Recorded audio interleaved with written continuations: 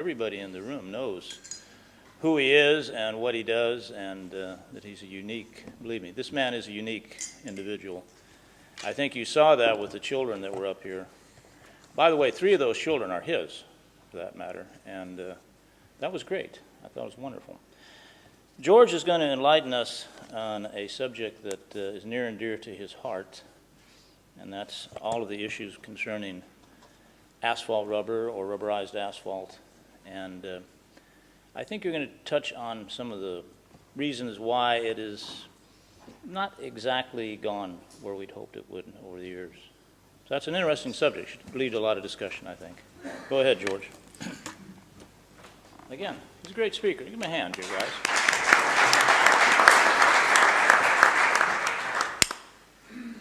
Give me a second so I can find my presentation.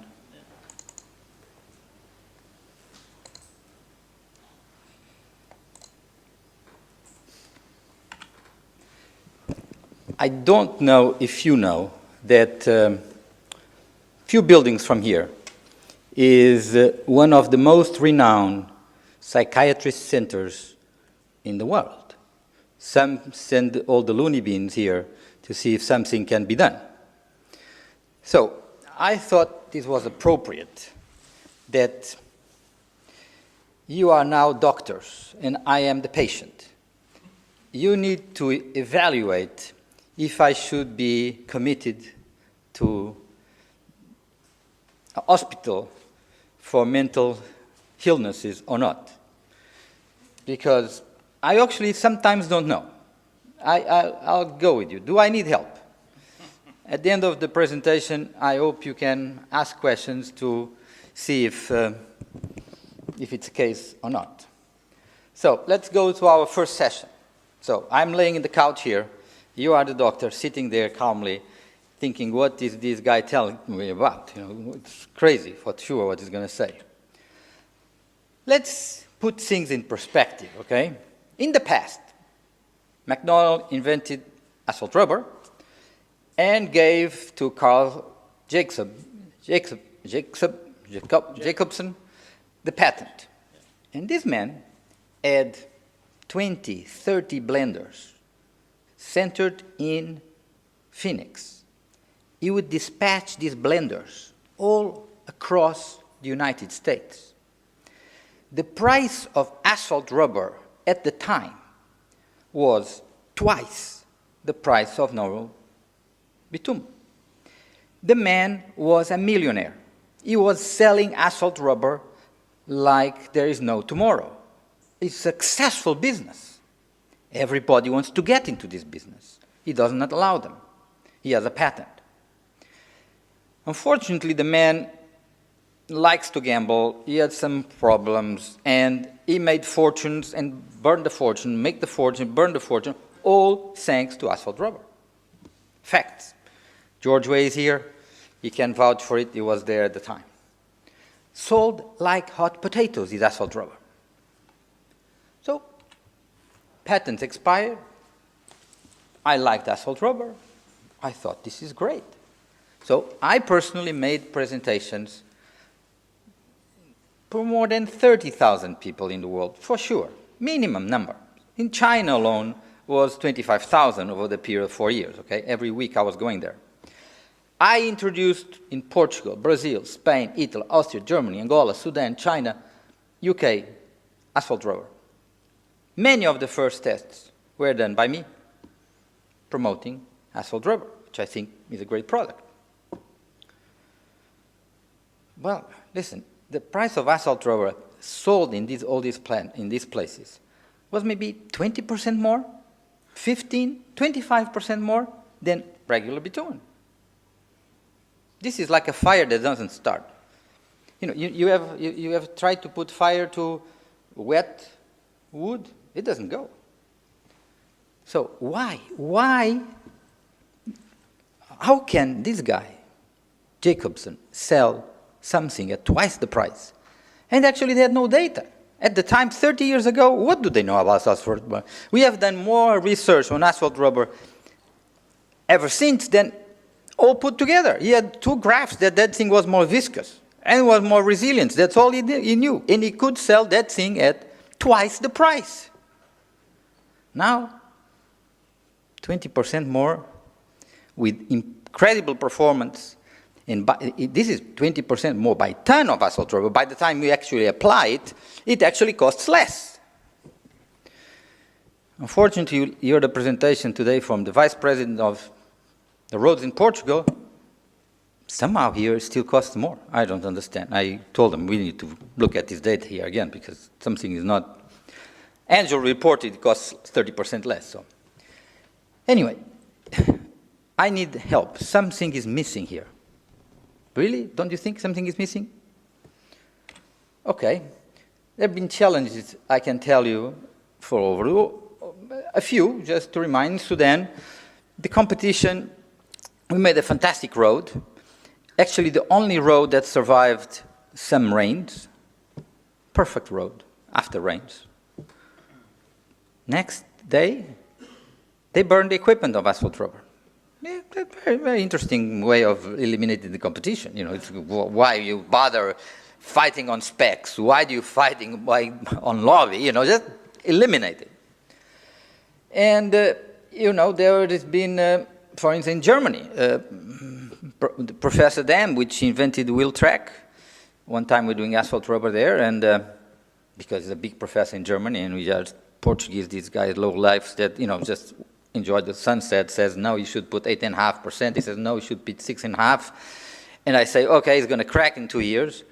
2 years later, it cracks. Oh, my God, this thing is no good. All right, so, you know. And now, actually, in California, now they have an interesting thing, you know. Oh, asphalt rubber is good. How about if we do it with less rubber? Isn't that better? The world is going insane, or me. You know, you decide. You decide. So there's been some progresses. You know, in a road in Angola, in the airport, we did asphalt rubber on it. I don't know, what, in '69, in '99, it's still there. Interestingly, one lady that used to work for Caltrans moved to Colombia, and right now, my God, they pushing it. She is tenacious, you know. Just she annoyed the brains of everybody, and it's going. But still, it's not going. You understand? It's just something is happening. And I don't want to even show you the data, but you need to know a little detail here in Portugal. You see this asphalt rubber road, this asphalt thing here, done by the feds in US, okay? This is the federal highway. They have money coming out of their ears for roads, okay? Guess whose blender had to go there on loan for free to make this thing? A Portuguese blender. We had to send it from California to there. Please, let us do a little asphalt rubber, and then went back to Portugal. So even the feds that have 500 million blenders to get from any place in Arizona or California, you know, they didn't really want to commit on this. They had to use a blender that was passing by that. So, and that's just another example. This one is less known. On a road in China, okay? They had a road that we put 4 + 6 + 6, you know, it's just like ocean of CO2 being wasted, okay? And that thing cracked faster than 5 centimeters and 4 centimeters of AC. It was equally good as 5 centimeters of asphalt rubber. You know, if I am the road owner and I actually care about money and I want to save money, I look at this data, what do? I spend more CO2. Clear, my brain is not working here. I need to be committed. Please help me. You know, I'm clearly looking at the wrong thing here. They choose the one that spends more. So, we all know this. This is a graph from George Way presentation later. Everything is good about asphalt rubber. Everything is good. There's nothing bad about it. Not one thing you can point that is, oh, not so good for this condition in road. It's good in any road, in any condition, in any layer. Now, I need you guys to help me here. I'm going crazy. How is it possible that in 30 years ago, George, help me out, 35 years ago, Jacobson, with no data, no CO2 problems, not even. Nobody cared about burning tires. Nobody even cared about environment. It was more expensive, and he could sell. Any takers? Anybody can jump in anytime, because I'm going crazy with this thought. Now, maybe, just maybe, okay? I'm not putting fingers on anybody. Maybe there are two reasons, of two kinds. He could sell it for political reasons. Maybe asphalt rubber and escort services at the same time. Maybe golf together with asphalt rubber. I don't know. Maybe he was doing something that we are not doing today because it doesn't go, it doesn't move. We cannot put asphalt rubber in due quantities, and it's cheaper. He must have been a fantastic salesman. Now, another reason, okay, I'm just being naive here, but it's possible. It's possible. I open to everything at this stage. Contractors don't like blenders, because obviously he had the blenders. He had 30 somewhat blenders. He was blending it for free. Well, not for free. They paid to you blend it. Now, don't worry about it. I'll blend for you. Give me the money, and that's done. Okay. You don't like blenders. So now they have to buy the blenders and blend. So maybe they are not liking this. I don't know. I need help here, So, session number 2. You have not been much help here. You just sit there quietly, not saying anything, like all psychiatrists. So that, it's all right. All right, so we have, by 30 years, we all know that silica and elastomers and elastomeric materials and carbon black, they're all good in roads. Well, we know that putting them dry doesn't work because all the bitumen gets sucked into the rubber and revels. The wet method is that method that made millions and millions to Carl, that was selling like hot potatoes. And now, contractors apparently don't like because it's cheap, and maybe they can't afford escort services that go with it. And now we have terminal blend, which is pretty much destroying rubber for no good reason. Well, that was the past. We actually, to do something good with the rubber, you had to use a blender. Now, we involved and trying to solve this problem that, we can't offer escort services to everybody that wants a road, so we have to go plan B, which is make life easier for all the contractors. Poor guys cannot blend. So, all right, I solved that problem. I pre-cook the rubber for you. You don't have to do anything. Just put it in the pug mill. So, pretty much it's the same thing. Nothing new. Nothing new. Just rubber, bitumen, and some fillers. Done. It looks like this. Rubber, a little different, just a little more gray. And this is not different than evolution. So before we had the people, and they still do. You go to Ethiopia and there's a lady like this that you ask you want coffee, they roast the coffee, they blend the coffee, they prepare the coffee. It takes 1 hour to fool around with the coffee before at the end of the meal they give you the coffee. Now we have instant coffee here, so that's the same thing. Now you do have actually instant asphalt rubber. So I solved the problem of the contractors. We just put it in the pug mill. Done. Asphalt rubber, instant coffee. So the future is, because the contractors don't like it, okay, we take it away from them. Don't worry about this one. Just put it directly on pug mill like a filler. Now, yet I found some resistance. Oh, this is a filler? This is a rubber filler? Oh, look, these guys put cement, dust, powder, anything. And when it's rubber filler, oh, this is rubber filler. Well, is this good? My God, what else can you do? It's just like something. Okay, I am going to go directly there to another consultancy in the psychiatry ward, okay? These mixes just happen to have the lowest radium resistance in the planet. I'm not going to steal the thunder from Technovia and LNEC that did tests of what you're going to see here. But lowest rutting deformation ever. Ever, ever, ever. Okay, short of this, you have to go concrete. And more fatigue life than ever, ever, ever. You know, short of it, you just have to literally build a rubber road with inner tube. All right, fine. You know, make an inner tube roll, put it on the road, and that has more fatigue life. I grant you that. But short of that, I don't know. And still, you know, they spend $60 million in Sharp, plus, what, $10 million in other research related to pavements. The tests developed for evaluating the normal pavements, we just put these materials there and we get the results. So I know we don't have 30 years again to prove, make one road, watch for 30 years and get to the conclusion it's better. But we have to rely on $70 million spent in making tests that are performance-related tests. So, psychiatry session number 3. Sorry, some of you not going to like this one, but you know, you brought it upon yourself, so you know, just think about this.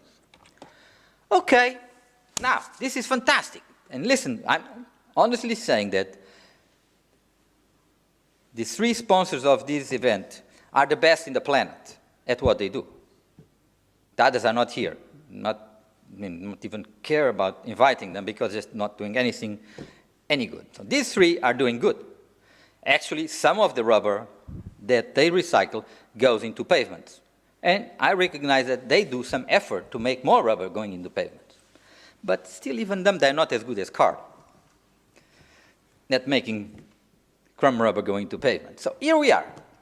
Today, this is today.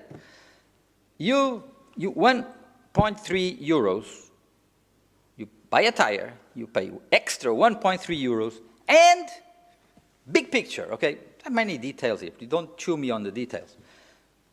Basically, what you're doing is subsidizing the cement kilns.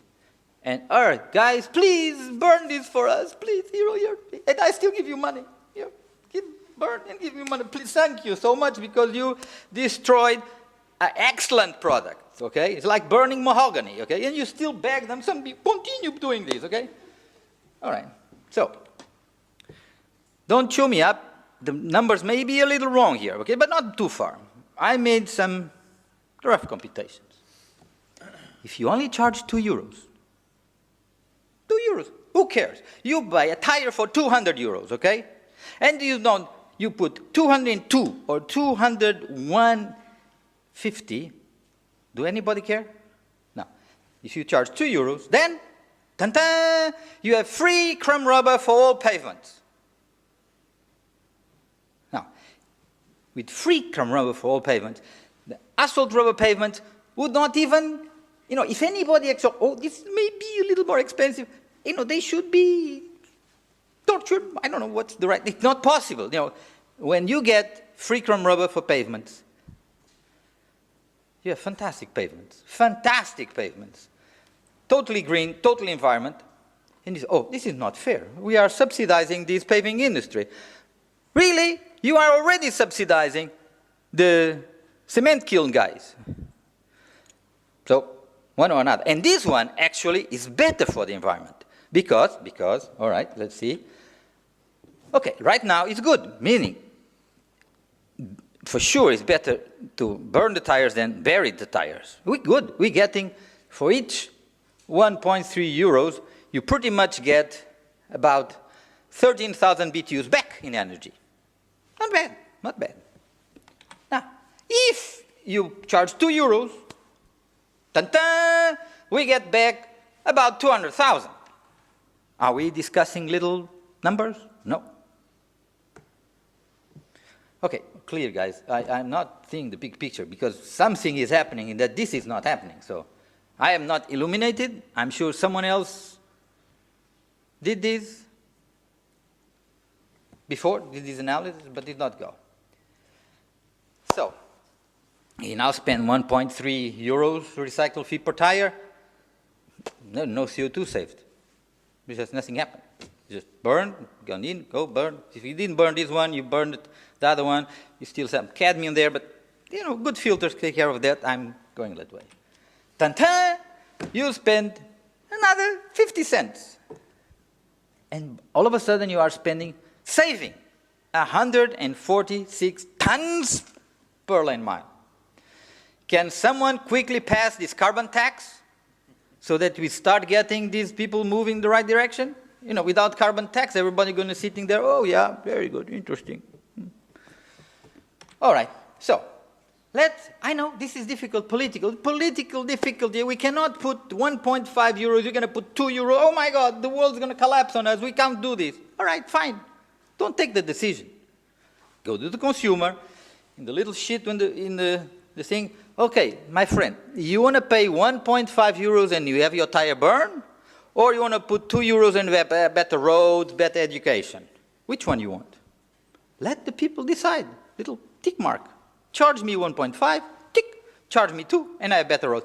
But when they charge 2 euros, you better make sure that that tire or that bound comes out on the other end as free from rubber. All right, sorry, this is bad. I have to go down there. Last one, okay? This one for me is a little technical. Not all of you probably going to grasp the dimension of it. No, there's another one here. Interesting story. I had forgotten about this one. So I went to Jakarta and tried to do the right way. Fantastic, really. When there's a will, there's a way. So this is Jakarta. They have a problem with cracks on the road. The roads last 3 years, they are going nuts what to do about this. And somehow I end up there doing asphalt rubber with reacted rubber, the one that doesn't need blenders, because poor contractors let them not worry about anything. And we end up making a design of the road. Interesting design. They do the Marshall design, they correct. I send the information back to Professor Henrique someplace here, and he has some magic voodoo software, and we adjust back and forth, okay, we're going to do 9.25 with this, okay? And we make a road. By the way, this is a very sophisticated place, this Jakarta operation, okay? It's very difficult to do these mixed designs, okay? It's very high research center. This is the oven. Now, these guys are doing Marshall mix designs, and this is the oven. And the road actually turned out to be fantastic, very nice, very good. 9.25 done over an oven like this, okay? I don't show you the rest, but okay, so fine, we do Sammy, do this. There is something, I don't know. Anyway, this is a drone showing this stuff. It's a road like all the other roads.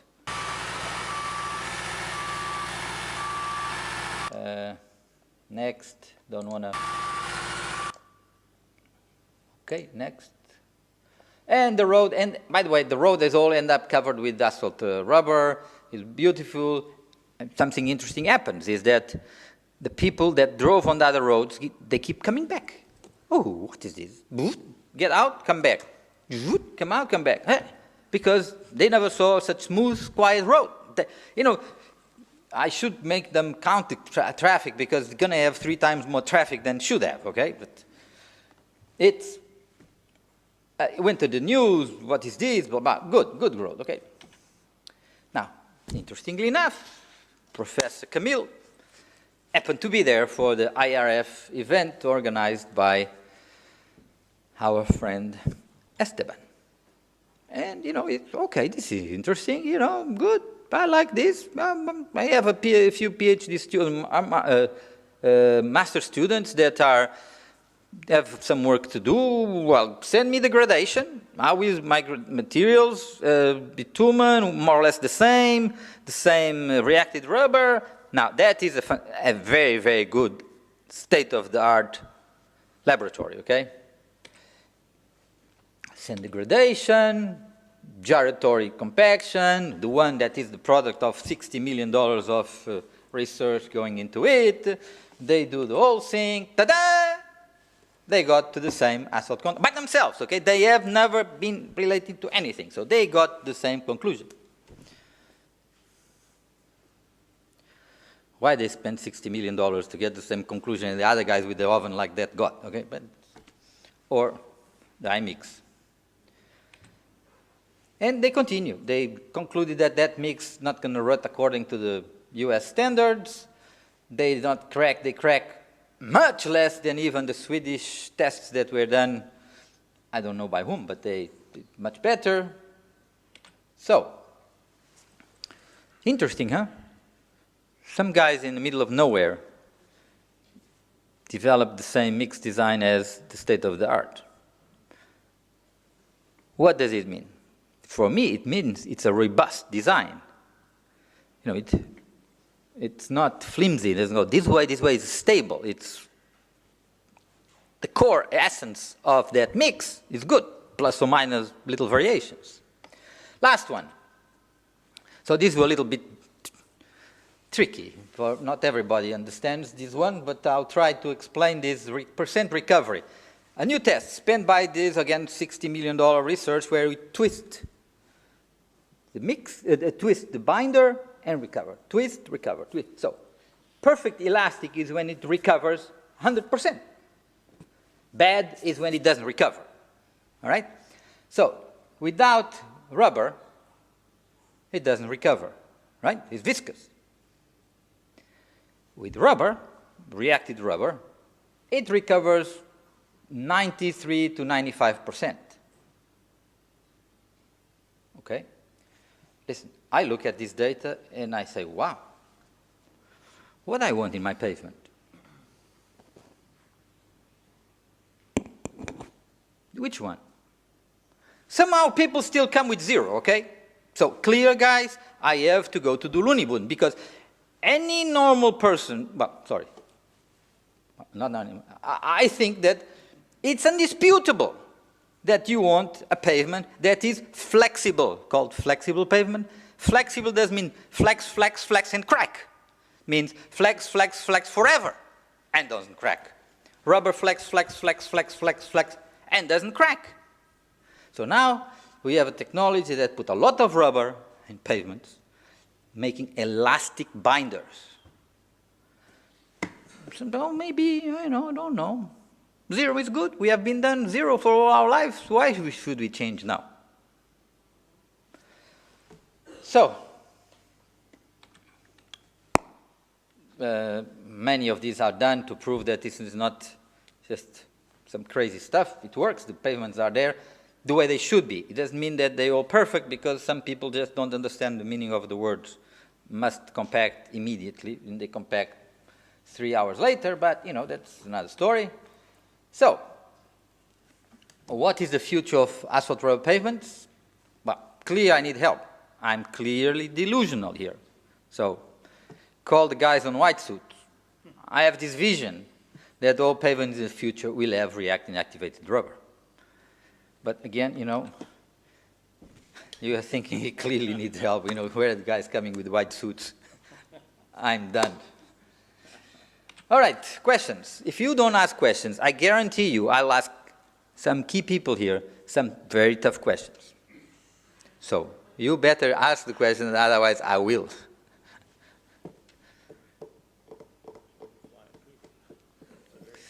Ask questions going 3 times. Ask questions going 2.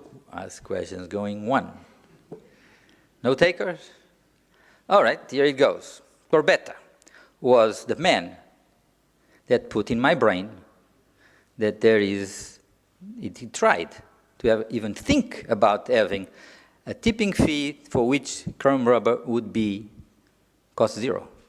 He talked with me this at lunch, at one dinner. Brilliant idea, I thought. And he said, why didn't you implement it? Nobody wanted. So, you are from Italy. Tell me why you think nobody wants it. Daniel, oh, the micro for Daniel.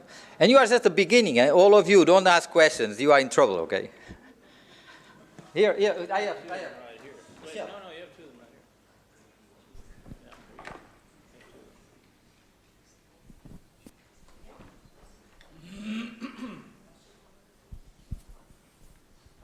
Hello. It's working. So, funny presentation, great show, I must say. Well, George, do you really believe that if rubber was for free, instead of being at, 100 euros per ton, everybody would use it? Seriously. Because I believe that there are many other constraints, like the more bitumen that is necessary. And so I agree with you that in a way we could help, but I believe that something that is for free has no value. Very good point. I was expecting you to say that. And it's okay, because what I want to bring to your attention is that I actually agree with him. Though I presented this concept of free chrome rubber, it still would not make any difference. Because we already have cheaper rubber pavements. You do understand that. Even at 10 euros a ton, it's already cheaper. Yeah. So I'm just wondering how much cheaper it must be, or what to do, really. You understand, this is the key point. Okay, you saw today the vice president of the Portuguese road network thinks, well, we're only going to do it in 3 roads with high traffic. You know, out of the respect, because I invited him and said there would be no questions, I didn't go further. But it's clearly something is missing here. Okay, we can go talk with him and say, at what price you want this rubber to be, so you actually put it there. So this is the dialogue we have to have, because clearly Jacob was selling it 2 times. Here we are barely making anything and nobody wants it. So thanks for your participation. Anybody from the road authority here? Anybody? Anybody? Where are they? Where are they? They run away. No. Okay. Torsten, please. I know you are a little out of it. You already went through all these fights before, trying to promote in Sweden. Can you, behind you. Sorry.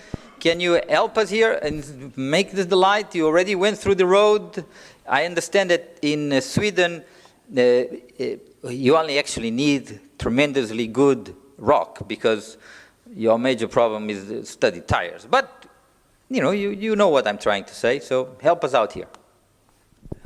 Yeah, as you know, we have tried a lot of asphalt rubber in Sweden, and we have, if the main issue is wear from studded tires, we have no benefit to add the rubber to the pavement, right. Because in the beginning we think we get additional lifetime also against wear from studded tires, but the real life, when we follow up pavements, we don't see it. But in the test... Continue. Should work. Yeah. But testing in the laboratory indicated that it will increase the lifetime even for studded tires. But the real life didn't do it. It happened something. And it's the same with polymer modified binder, also for wearing causes, if the problem is wear from studded tires. Are you looking at rotting, good durability and different things? It's a complete different story. And you can have good benefits of the adding of rubber into the pavement. And I have been in the business almost 50 years, and I made a lot of rubber modified pavements in the middle of 70s, and the last 25 to 30 years. So I really believe rubber in the pavement can have a good benefit, especially if you don't have studded tires. Okay, Angelo, what are friends for? Listen, you are the owner of one big network of road. You know this is good. Okay, okay. I have to speak English because then it will be translated. And, A pergunta é a seguinte: você está eliminando na produção do asfalto borracha, você está eliminando aquela máquina grandona lá da desenvolvida lá nos Estados Unidos. E a pergunta é o seguinte: que modificações você está fazendo na usina, que você precisa fazer na usina para colocar um novo produto, tá? Tanto na Dramix quanto na Bed Plant, né? Quais são as modificações que você precisa fazer para que a gente consiga trabalhar com um novo produto, com Hagex? none. Você não tem que botar nenhum equipamento na Não. nova usina? Você mistura o material aonde? Pug mill, Pugmil direto? direct.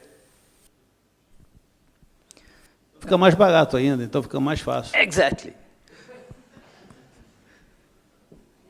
So, you O know, tempo de mistura dentro do Pugmil aumenta? Ou... no, about the same. About the same.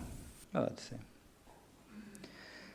So, who do I want to torture more? Time up? Time up? More time? Can I just throw in one idea? Sure, yes. Have you thought about going to the extreme where you make it very expensive instead of free? And this way, your producer, your contractor, your designer, your consultant making tons of money. That might work better for the human I have been psychology, considering right? thinking about this. Really, you know, this. Premium material, it has to be, sought for. It has to be, gone after. And Right. maybe this is what the thinking process should be. Not free and cheap. It should be very expensive to pay everybody else. Just a thought. Thank you for just using that word. It was perfect. Gentlemen, we have an interesting product, we have an interesting future, we have an interesting road. We need to move out of this rut. It's like trying to get fire to wet wood. It's not mowing anything. You spin, and another doesn't catch fire. So I don't know what to do. Let's start put rubber and escort services together, and this will sell.